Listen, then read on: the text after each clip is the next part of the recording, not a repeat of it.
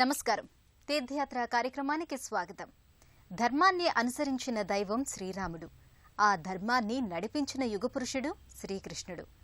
ఆదర్శ ఆరాధ్య భావ పరంపరగా శ్రీకృష్ణ లీలా తరంగిణి వ్యక్తమవుతుంది. నారాయణ తత్వాన్ని శ్రీహరి పూర్ణవంతంగా శ్రీకృష్ణ అవతారంలోనే ప్రకటించాడు. శ్రీరాముడు ఆచరించి చూపిన సూత్రాలు ఆదర్శప్రాయాలు. శ్రీకృష్ణుడి ఉపదేశాలు జీవిత విధానం మార్గదర్శకాలు. నరత్వ నారాయణ తత్వాల సమ్మేళనంతో శ్రీకృష్ణుడి మూర్తిమత్వం ప్రకటితమైంది.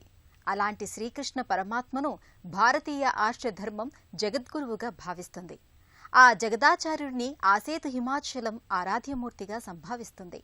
ఆ సంవిధానంలో దేశవ్యాప్తంగా ఎన్నో శ్రీకృష్ణ ఆలయాలు సాకారమయ్యాయి.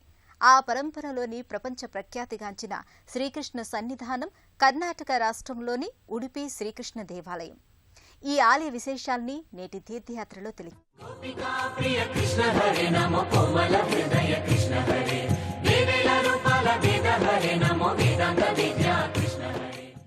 అందరి హృదయాల్ని తన వైపు ఆకర్షిస్తూ వారికి చిత్తశాంతిని, మానసిక ఆహ్లాదాన్ని ప్రసాదించే దివ్యస్వరూపుడు శ్రీకృష్ణుడు.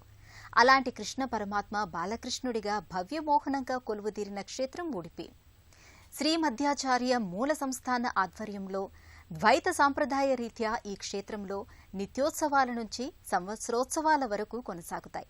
అరేబియా మహాసముద్రానికి అతి చేరువలో ఉన్న ఈ అద్భుత ఆలయానికి 1000 ఏళ్లు పైబడిన ఘనచరిత్ర ఉంది. సాక్షాత్తు రుక్మిణీదేవి ద్వాపర యుగంలో ఉడిపిలోని శ్రీకృష్ణ విగ్రహాకృతిని ఆరాధించిందని ప్రతీతి.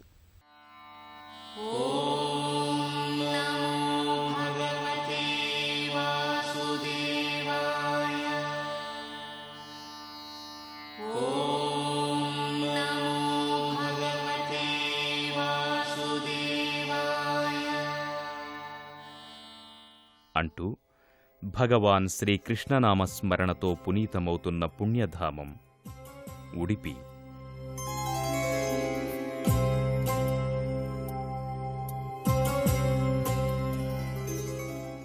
సుందర ప్రశాంత వాతావరణంలో బృందావనాన్ని తలపించే ఈ దివ్యక్షేత్రంలో సాక్షాత్తు శ్రీకృష్ణ భగవానుడు బాలకృష్ణుని రూపంలో భక్తులకు దర్శనమిస్తున్నారు.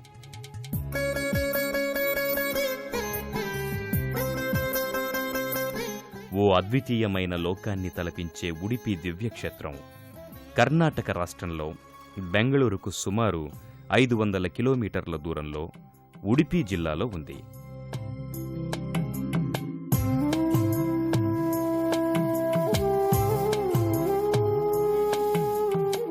ఉడిపిలో ఉన్న బాలకృష్ణుని మందిరం ప్రపంచంలోనే అత్యంత సుందరమైన మందిరంగా శ్రీకృష్ణుని మందిరాలలో ప్రముఖమైందిగా విరాజిల్లుతోంది.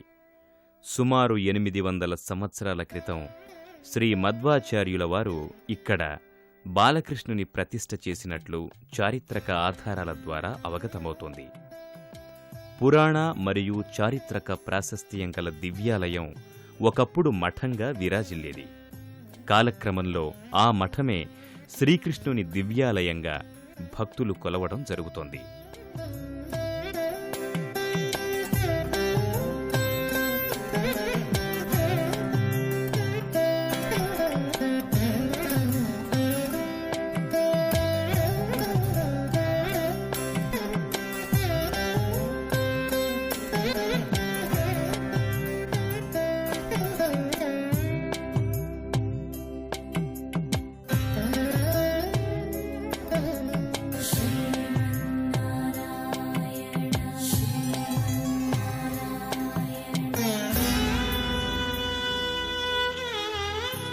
ఉడిపి శ్రీకృష్ణ దేవాలయం ప్రత్యక్ష బృందావనం. ముంగిట నిలిచిన గోకులం, చేరువకు వచ్చి నిలిచిన నందనవనం, అద్భుత శిల్పకళా విన్యాసంతో ప్రాచీన కళా వైభవాన్ని, అలనాటి ఆధ్యాత్మిక కట్టడాల ప్రాభవాన్ని ఈ ఆలయం ప్రస్ఫుటం చేస్తుంది. 13వ శతాబ్దంలో మధ్యాచార్యులు ద్వైత మతాన్ని నెలకొల్పారు. మధ్యాచారుల వారు ఈ శ్రీకృష్ణ సన్నిధానంలోనే ఉడిపి మధ్యాచార మూల సంస్థానాన్ని స్థాపించారు. అలనాటి నుంచి ఈ ప్రదేశాన్ని ఉడిపి శ్రీకృష్ణ మఠంగా వ్యవహరిస్తున్నారు.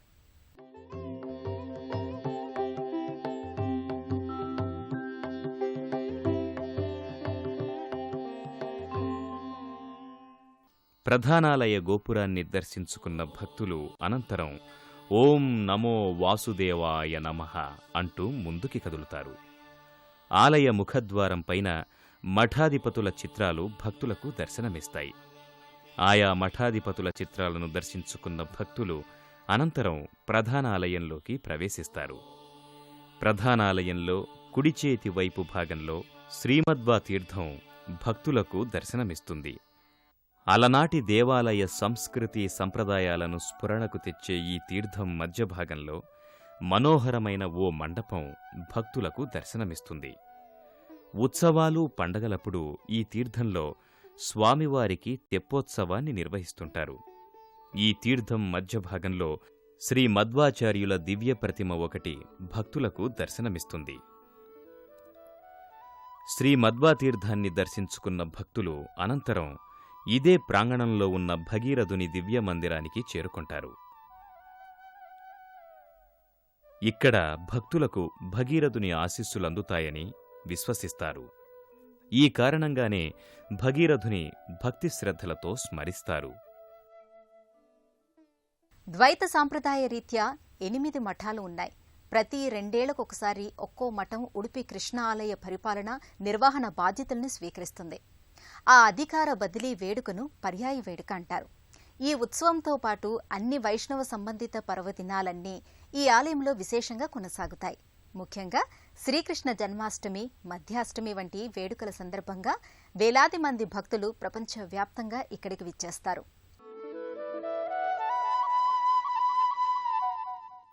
భగీరథుని దర్శించుకున్న భక్తులు అనంతరం ఆలయంలోకి ప్రవేశిస్తారు. ఆలయంలో ఎడమవైపు భాగంలో చెన్నకేశవ స్వామివారి దివ్యమంగళ పంచలోహమూర్తి దర్శనమిస్తుంది. అత్యంత నయనానందకరంగా దర్శనమిచ్చే చెన్నకేశవ స్వామివారు భక్తుల అభిష్టాలను నెరవేరుస్తారని భక్తులు చెబుతారు. చెన్నకేశవ స్వామివారిని దర్శించుకున్న భక్తులు అనంతరం ఓం నమో కృష్ణాయ విష్ణువే నమః అంటూ గర్భాలయ ప్రాంగణంలోకి చేరుకుంటారు.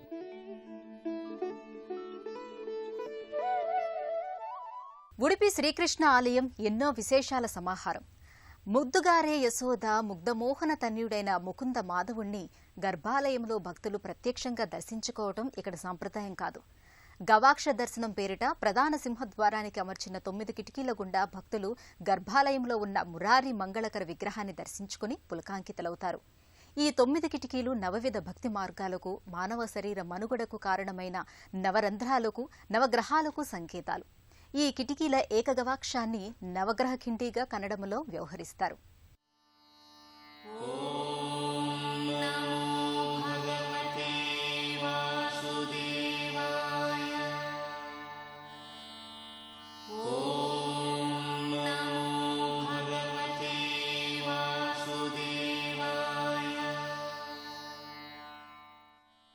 గర్భాలయ ప్రాంగణమంతా భక్తులను ఓ అద్వితీయమైన అనుభూతికి గురిచేస్తుంది. ఆలయంలో ఎడమవైపు భాగంలో ఉన్న మండపంలో శ్రీకృష్ణుని లీలా విశేషాలు తెలిపే సుందర చిత్రాలు భక్తులకు దర్శనమిచ్చి మైమరపిస్తాయి. అలాగే గర్భాలయం శీర్షభాగంలో దశావతారాలు భక్తులకు దర్శనమిచ్చి స్వామివారి పట్ల భక్తిభావాన్ని పెంచుతాయి. గర్భాలయం ముందు భాగంలో పంచలోహాలతో చేసిన ధ్వజస్తంభం ఒకటి దర్శనమిస్తుంది. మామూలు ధ్వజస్తంభాలకు భిన్నమైన రూపంలో ఉన్న ఈ ధ్వజస్తంభ దర్శన భాగ్యం చేతనే పంచమహాపాతకాలు నశిస్తాయని చెబుతారు. ధ్వజస్తంభాన్ని భక్తితో దర్శించుకున్న భక్తులకు దానికి ముందు భాగంలో తీర్థమండపం దర్శనమిస్తుంది. ఈ తీర్థమండపంలోనే స్వామివారికి ప్రీతిపాత్రమైన అటుకుల పొడి తదితరాలను ఉంచుతారు. ఈ తీర్థమండపంలో పూజలు నిర్వహించేటప్పుడు జ్యోతులు వెలిగిస్తారు. ఆ సమయంలో ఈ మండప శోభ వర్ణనాతీతం. స్వచ్ఛమైన వెండి మండపంతో అలరారుతున్న ఈ తీర్థమండపాన్ని దర్శించుకున్న భక్తులు అనంతరం గర్భాలయంలోకి ప్రవేశిస్తారు. దేశంలో ఎక్కడా లేని విధంగా ఇక్కడ భక్తులకు గర్భాలయ ప్రవేశం ఉండదు. స్వామివారిని కిటికీ గుండా మాత్రమే భక్తులు దర్శించుకుంటారు. ఈ కిటికీని నవరంధ్ర కిటికీ అని పిలుస్తారు. వెండి తొడుగుతో నిర్మించిన ఈ కిటికీ రంధ్రాల గుండా గర్భాలయంలో కొలువైన బాలకృష్ణుని దివ్యమంగళ శిలారూపాన్ని దర్శించుకుని, హే ప్రభో వాసుదేవ, మమ్మల్ని కరుణించి కాపాడు తండ్రి అంటూ భక్తి శ్రద్ధలతో ప్రణమిల్లుతారు. అతసీ పుష్పసంకాసం హారనూపురశోభితం రత్నకంకణకేయూరం కృష్ణం వందే జగద్గురుం కృష్ణం వందే జగద్గురుం కృష్ణం వందే జగద్గురుం కృష్ణం వందే జగద్గురుం కృష్ణం వందే జగద్గురుం.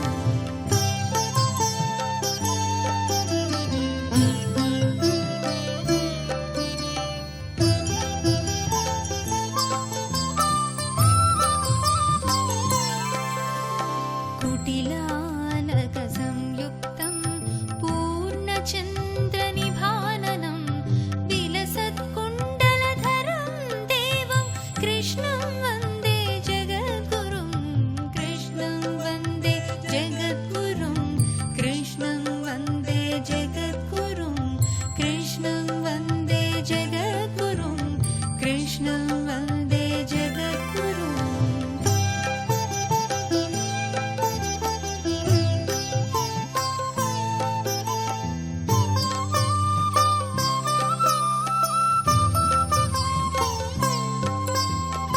उत्पुल्लपद्मपत्राक्षं नीलजीमूतसन्निभं यादवानां शिरोरत्नं कृष्णं वन्दे जगद्गुरुं कृष्णं वन्दे जगद्गुरुं कृष्णं वन्दे जगद्गुरुं कृष्णं वन्दे जगद्गुरुं कृष्णं वन्दे जगद्गुरुं.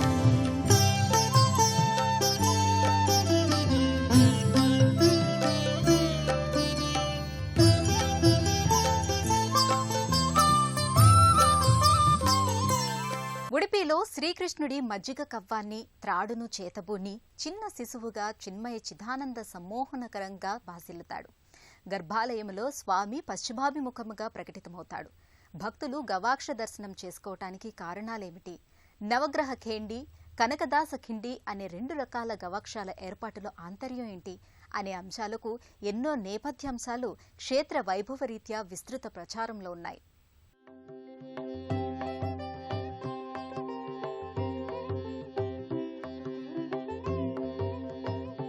గర్భాలయంలో బాలకృష్ణుని దివ్యమంగళ రూపాన్ని దర్శించుకున్న భక్తులు అనంతరం ఇదే ఆలయ ప్రాంగణంలో ఉన్న శ్రీ మధ్వాచార్య పీఠానికి చేరుకుంటారు. పీఠంలో ఒకవైపున ఆంజనేయ స్వామివారి దివ్యమందిరం ఒకటి దర్శనమిస్తుంది. ఇక్కడ ఆంజనేయ స్వామివారు వీరాంజనేయ స్వామి అవతారంలో భక్తులకు దర్శనమిస్తున్నారు.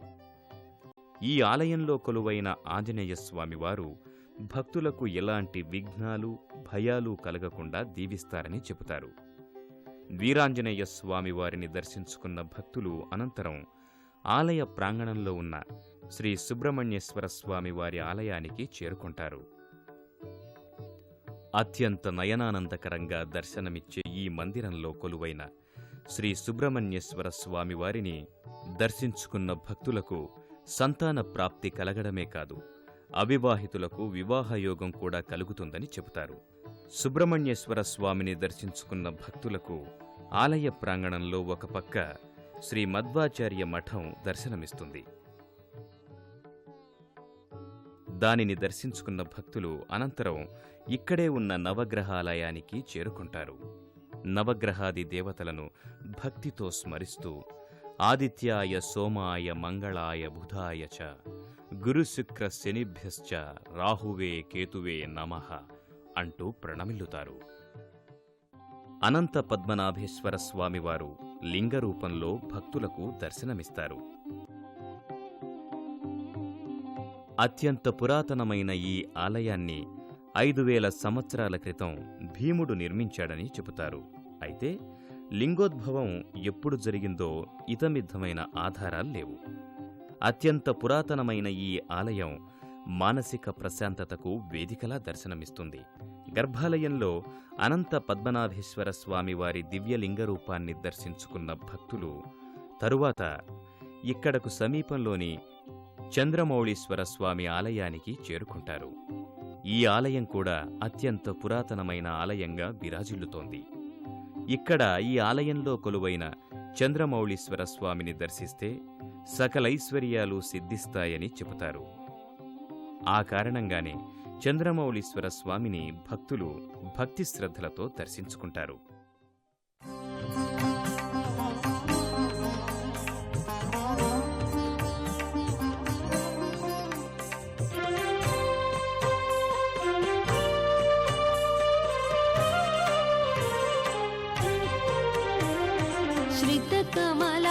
श्रितकमलाकुचमण्डल धृतकुण्डल एकलितललितवनमाला जय जय देव हरे जय जय देव हरे जय जय देव हरे जय जय देव हरे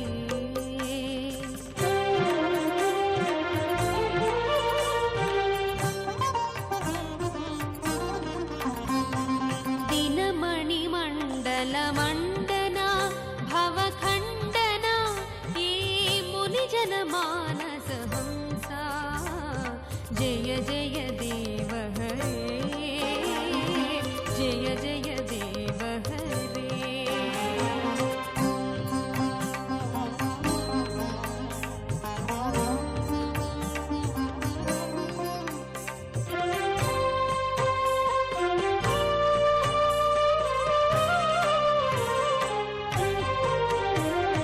कालिय विषधर गञ्जना जनरञ्जना ये यदुकुल नलिन दिनेशा जय जय देव हरे శ్రీకృష్ణ స్వామికి ప్రతి సంవత్సరం రథోత్సవ వేడుక రమ్యానంద శోభితంగా జరుగుతుంది.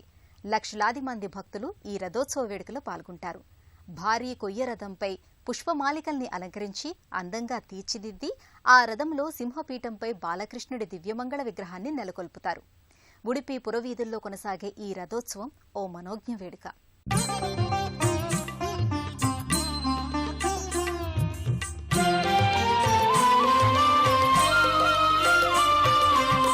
चन्दन चर्चित नीलकळेबर पीतवसनवनमाली चन्दन चर्चित नीलकळेबर पीतवसनवनमाली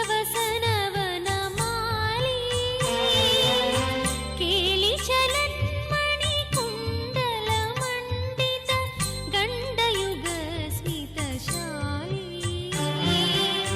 हरिरिह मुग्धवधूनिकरे विलासिनि विलसति केलिपरे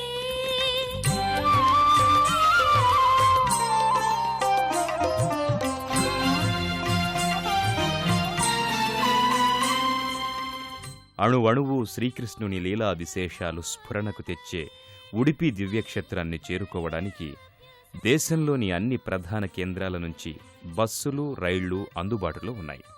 అలాగే మంగళూరు వరకు నేరుగా బస్సులో వచ్చి అక్కడి నుంచి 80 కిలోమీటర్ల దూరంలో ఉన్న ఉడిపి దివ్యక్షేత్రాన్ని చేరుకోవచ్చు.